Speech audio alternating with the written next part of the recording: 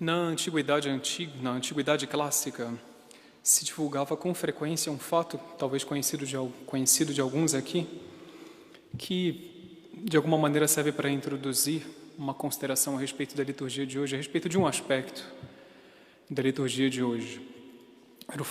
Era o mito de Atalanta e Demóstenes. Atalanta era uma atleta da Roma antiga. Havia muito culto ao atletismo em Roma e ela ela corria. E não havia quem ela desafiasse que a vencesse. Ela vencia todas as corridas. E depois de ter angariado muita fama, em determinado momento da vida dela, já ninguém tinha coragem de desafiá-la, mas um homem a desafiou, foi Demóstenes. Demóstenes um dia se apresentou diante dela publicamente e disse: eu quero lhe desafiar para uma corrida, você corre comigo? E ela olhou de cima para baixo para Demóstenes e disse: pois não, e marcou dia e hora para a corrida. No dia da corrida, Demóstenes se apresentou um tanto sui generis, um pouco diferente do que se apresentaria um corredor normal. Ele apareceu com um cesto na mão e carregava com dificuldade, um cesto bastante pesado. Ele se envergava, inclusive, para carregar o cesto. E foi correr com esse cesto. Às tantas foi dada a largada e eles começaram a correr. Entretanto, a Atalanta já foi disparando e Demóstenes correu um pouquinho e às tantas parou. E ele descobriu o cesto. O cesto estava coberto com tecido, descobriu o cesto e tirou um objeto dourado do cesto que não era possível ver. As pessoas que assistiam não conseguiam distinguir do que se tratava. E jogou o objeto na frente de Atalanta. E Atalanta percebeu a queda do objeto e se agachou para pegar o objeto. E se encantou. Era uma maçã de ouro. Ela ficou olhando a maçã de ouro. Elas tantas percebeu que a sua parada tinha feito com que Demóstenes se aproximava. Então, com a maçã de ouro, ela resolveu continuar a corrida. Correu mais um pouco e Demóstenes repetiu o mesmo gesto. E ela repetiu a mesma atitude. E ficou com duas maçãs nas mãos. Enfim, o gesto foi se repetindo várias vezes. Ela foi tentando correr com várias maçãs na mão. E depois que Demóstenes jogou a última maçã, já era tarde demais para ela. Ele ultrapassou e venceu a corrida. E a antiguidade contava esse fato para ensinar para os homens que não tinham recebido a revelação ainda, que quando a gente estabelece um objetivo na vida, é preciso estar sempre recordando esse objetivo. Caso contrário, objetivos secundários podem aparecer e a gente se perde pelo meio do caminho e acaba não alcançando o objetivo final. Perde a corrida, não alcança a vitória. A liturgia de hoje ela nos fala muito a respeito, é muito atual inclusive, a respeito do nosso objetivo final. Hoje a igreja está celebrando a festa, a solenidade da igreja triunfante, a solenidade da igreja gloriosa. E nós devemos estar sempre impostados para esse objetivo, que é o nosso objetivo final.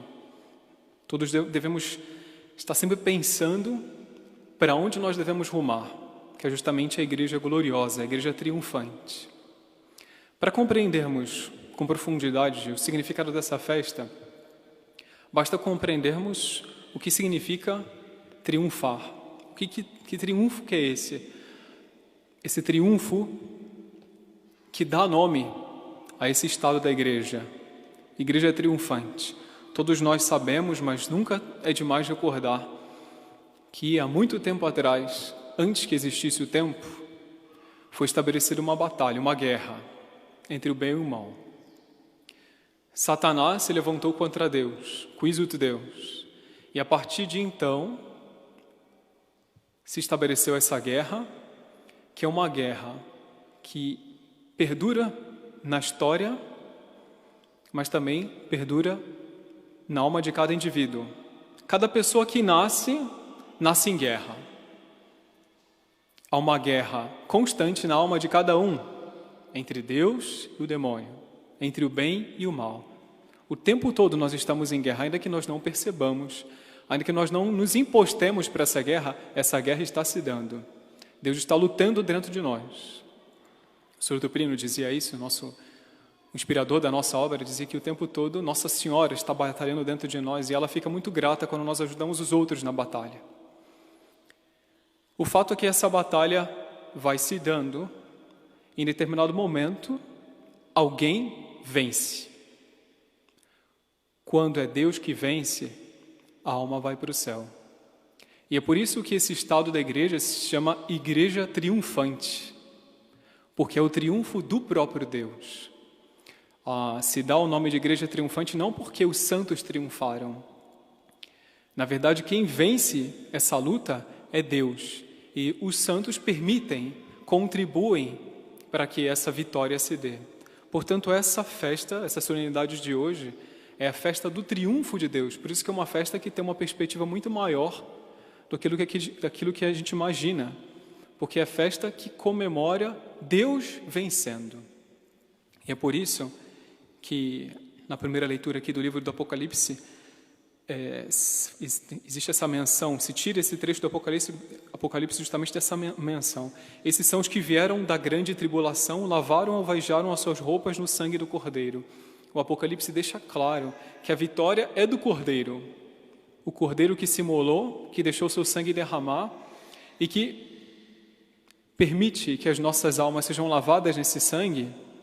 Ele é que é vitorioso quando essas almas, passando pela grande tribulação, passam a contemplar a Deus face a face. Essa solenidade, portanto, como já foi dito anteriormente, ela tem uma perspectiva muito atual, porque é a solenidade dos que se dedicaram à vitória de Deus. É a solenidade dos que se dedicaram à vitória do bem. Na verdade, ela nunca foi tão atual, essa solenidade. Por quê? Porque hoje, como nunca anteriormente, todos nós sabemos disso, todos nós observamos isso, todos nós vivemos isso. O mundo está muito bem dividido. Há uma divisão muito clara no mundo, ainda que haja gente que não queira ver. Mas existem dois partidos muito bem divididos. De um lado, os que, assim como todos os santos, decidiram pelo bem, decidiram por Deus, decidiram pela sua igreja. E do outro lado, os que decidiram pelo demônio, os que decidiram pelo mundo, pela carne e por tudo aquilo que luta a favor do demônio. Esses, dizia o Sr. Plínio, inspirador da obra dos Heraldos do Evangelho, não toleram o bem. O bem não precisa fazer nada para incomodar o mal, basta ser o bem. Basta ser o bem que incomoda as consciências dos maus. Dizia ele, o Sr. Plínio, que quando um mal encontra com um bom, percebe a virtude, percebe, o Sr. Plínio até dizia isso, percebe que canta o ofício, percebe que faz uma série de coisas tendo em vista a Deus, tendo em vista cumprir com os desígnios divinos. Por mais que não saiba a fundo o que acontece na casa de uma pessoa boa, o que acontece numa comunidade boa, os maus, eles percebem. Eles não toleram isso, absolutamente não toleram, porque é mexer com a consciência deles. Portanto, existe um ódio contra o bem estabelecido na face da terra. Existe e não se pode velar esse ódio. Por mais que nós não queiramos pensar nisso, existe. É por isso que a nossa vida aqui na Terra, hoje como nunca anteriormente, é uma verdadeira batalha por essa vitória de Deus. Isso posto, considerar a solenidade de hoje sem a perspectiva seria uma consideração superficial. E ademais seria superficial também, na solenidade de hoje, não tomarmos uma decisão. Ela exige uma decisão. Mas eu já tomei, então vamos renovar com mais força essas decisões já tomadas. Porque fica claro com a liturgia de hoje. Ela fala de todos os santos, daqueles que subiram aos céus porque contribuíram para com a vitória de Deus. Portanto, fica claro que não existe salvação sem essa vitória. Ou seja, só existe salvação com santidade de verdade. E o mundo de hoje prega tudo o que é contra isso. fala mal da família, fala mal da verdade, fala mal da lei de Deus. Quem quer praticar a lei de Deus é mal visto, é perseguido. Quando nós nos manifestamos enquanto bons, o ódio aparece, em certo sentido, muitas vezes, mais do que a manifestação do bem. Um católico não pode ficar inerte diante dessa situação. A igreja, ela possui esses 3 estados: igreja gloriosa, igreja que foi celebrada no dia de ontem, a igreja purgativa, mas também a igreja militante. Hoje em dia também se fala igreja peregrina, uma outra expressão que foi criada depois do Concílio Vaticano II para designar esse estado da igreja. Mas parece atualmente mais aplicável se utilizar dessa expressão. Atualmente, militante, uma igreja que luta, uma igreja que guerreia. Essa é a nossa igreja.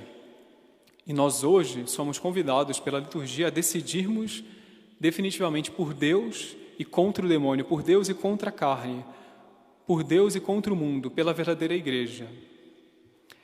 Essa decisão vem com alegria automática, porque a própria liturgia sublinha isso. Nós temos certeza que a vitória é dos que tomam essa decisão, sem dúvida. E o próprio Evangelho sublinha isso nas 2 vezes que fala a respeito de perseguição. Curiosamente, é a única bem-aventurança que nosso Jesus Cristo fala 2 vezes. Ele diz: bem-aventurados os que são perseguidos por causa da justiça, porque deles é o reino dos céus.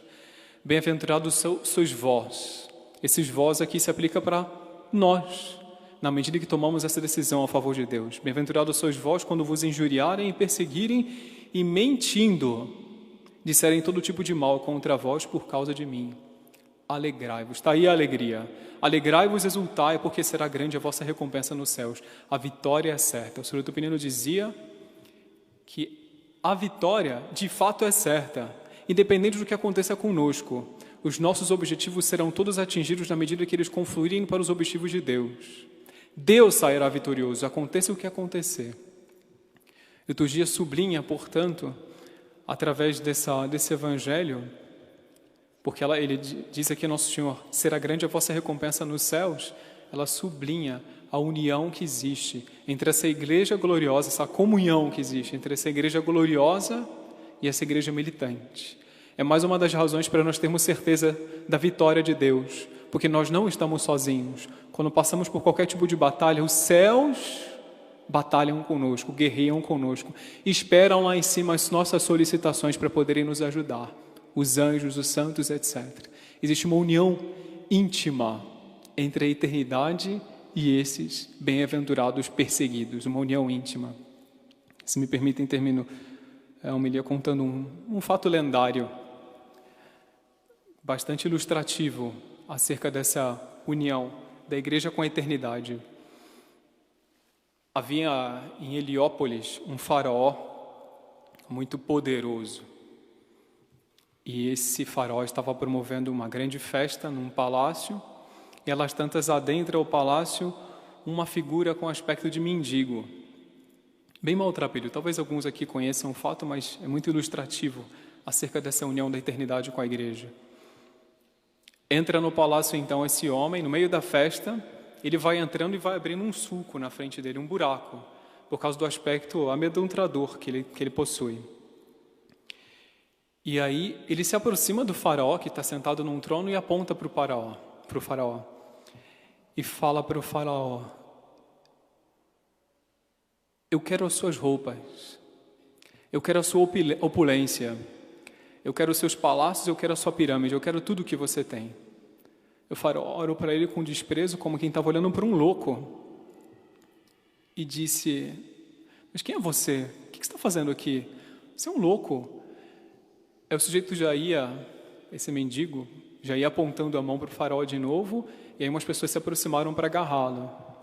Ele falou: não adianta tocar em mim, porque eu passo e ninguém me segura. E o faraó falou: mas quem que você é? Ele falou: eu sou o tempo. Eu vou passar aqui pelo Egito antigo, eu vou destruir tudo, não vai ficar nada, não vai sobrar nada da civilização egípcia. Por isso que não adianta me segurar. Tudo vai acabar. O faraó olhou para ele assim, com ares de desprezo. Ele voltou as costas para o faraó e foi embora. E passou realmente ele por lá e destruiu tudo. Passou o tempo e não sobrou nada da civilização egípcia.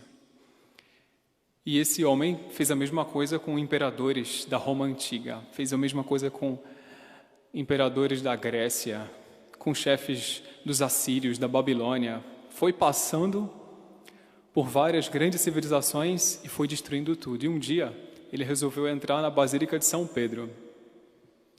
E entrando na Basílica de São Pedro no Vaticano, ele encontrou, já na porta da Basílica, um ancião vestido de branco.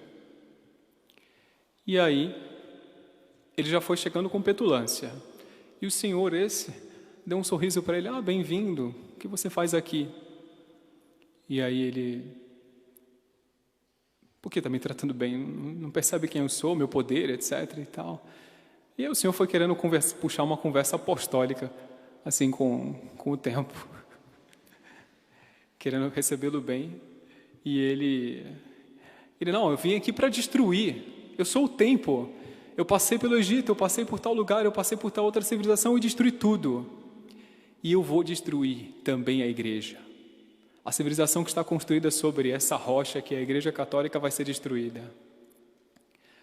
Aí o senhor esse parou um pouco, olhou para ele, esboçou um sorriso e falou, olha, infelizmente eu queria dizer para o senhor, sinto muito, mas aqui o senhor não vai desempenhar o seu papel, não. Aí ele, por quê?